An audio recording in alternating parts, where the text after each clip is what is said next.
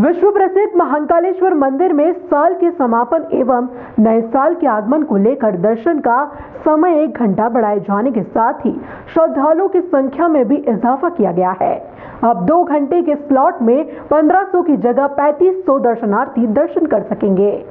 वर्ष 2020 के समापन और 2021 के आगमन को लेकर महाकालेश्वर मंदिर प्रबंध समिति द्वारा यह निर्णय लिया गया है कि जिसके तहत अब 30 और 31 दिसंबर एवं 1 व 2 जनवरी को मंदिर के गर्भगृह एवं नंदी हॉल में सभी श्रद्धालुओं के लिए पूर्णतः प्रतिबंध रहेगा। श्रद्धालुओं की संख्या में बढ़ोतरी को देखते हुए मंदिर समिति ने दर्शन व्यवस्था में 1 घंटा और बढ़ा दिया है। साथ ही अब 2 घंटे के एक स्लॉट में 1500 की जगह 3500 दर्शनार्थी दर्शन कर सकेंगे।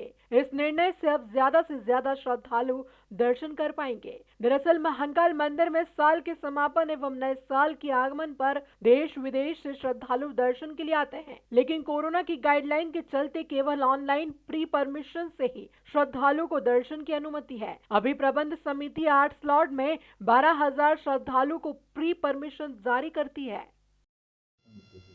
देखिए, आज महाकाल मंदिर प्रबंध समिति की बैठक हुई थी और कुछ महत्वपूर्ण निर्णय उसमें लिए गए हैं। एक तो वर्तमान में यह देखने में आ रहा है कि जो श्रद्धालुओं की संख्या है वो बहुत ज़्यादा है, जैसा कि एक्सपेक्टेड रहता है कि साल के आखिरी में, नए साल के शुरू में श्रद्धालुओं की संख्या बढ़ती है और इस बार भी वही हुआ है। तो हम लोगों ने निर्णय लिया है कि अभी तक जो 2 स्लॉट में 1500 अधिकतम श्रद्धालु दर्शन कर सकते थे, उसको हमने बढ़ाकर 3500 कर दिया है।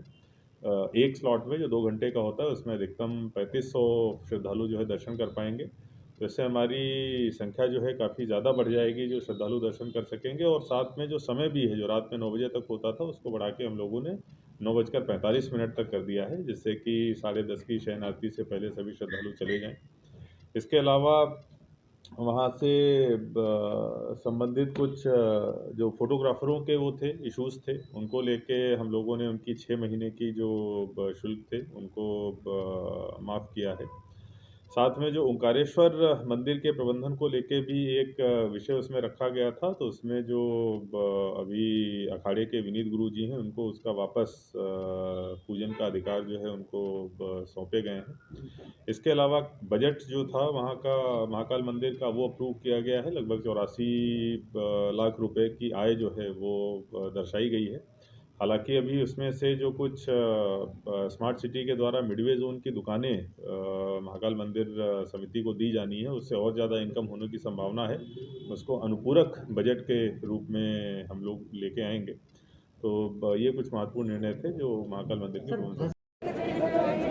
मैं जयप्रकाश तिवारी उत्तर प्रदेश का निवासी हूं, अयोध्या का, लेकिन इस समय गुजरात से आए हुए हैं, सूरत से हम लोग आज यहां आकर के कल शाम से आए हुए हैं। यहाँ की जो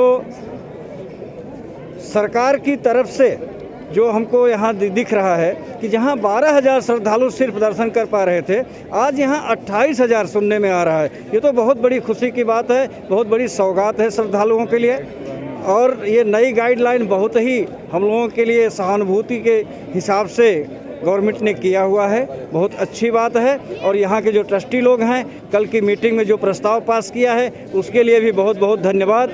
और ये हमारे किशन कन्हैया लाल, लड्डू गोपाल महाकाल महाराज से यही कहने के लिए आए हुए हैं कि अब हमारे पूरे देश में ये कोरोना जैसी बीमारी से निजात दिलाएं, सब लोग संतुष्ट रहें, सुखी रहें। और इसी के साथ में हम अपना वक्तव्य जो है, नए साल को देखते हुए पब्लिक जो है ज़्यादा यहाँ पर आवागमन हुआ है। यहाँ पर इसलिए जो है पब्लिक की संख्या दर्शन की बढ़ा दी गई है। उसमें करीब 28,000 जनता को रोज दर्शन समिति द्वारा किए जाएंगे, वो भी बैरिकेड से बाहर से किए जाएंगे।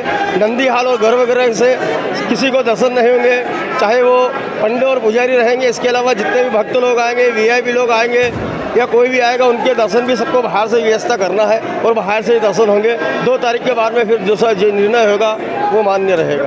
आप लोगों को भी ज्ञात है, कल मंदिर प्रबंधन समिति की बैठक के अंतर्गत एक निर्णय लिया गया है जो कि पूर्व परंपरा अनुसार वहाँ पर अखाड़े की व्यवस्था रही है।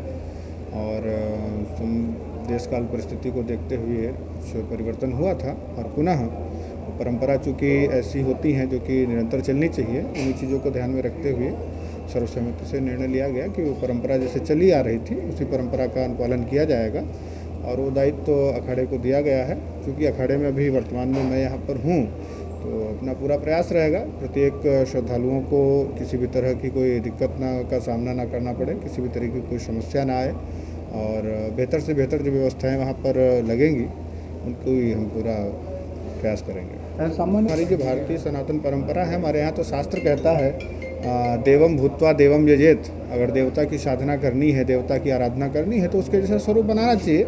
ये एक अलग विषय है, हमारा सांस्कृतिक विषय है, और इसके ऊपर चिंतन मंथन होना चाहिए समाज में। सभी संतों को, सभी हिंदुवादी संगठनों को और सभी वरिष्ठ जनों को बैठ करके इसके ऊपर विचार करना चाहिए, और जो भी निर्णय आए समाज को उसका पालन करना चाहिए। भस्म आरती को लेकर क्या निर्णय हुआ था कल? तो निरंतर चली रही, भस्म आरती तो अवरुद्ध नहीं हुई है, लेकिन आम श्रद्धालुओं के लिए जो दर्शन की व्यवस्था होती थी, क्योंकि कोविड को देखते हुए अभी उस पर विराम लगा था, तो समिति ने यही निर्णय लिया है कि अभी 2-4, 10 दिन, 15 दिन बाद पुनः फिर से बैठक होगी और फिर विचार करेंगे। बीजेपी अध्यक्ष लाइए।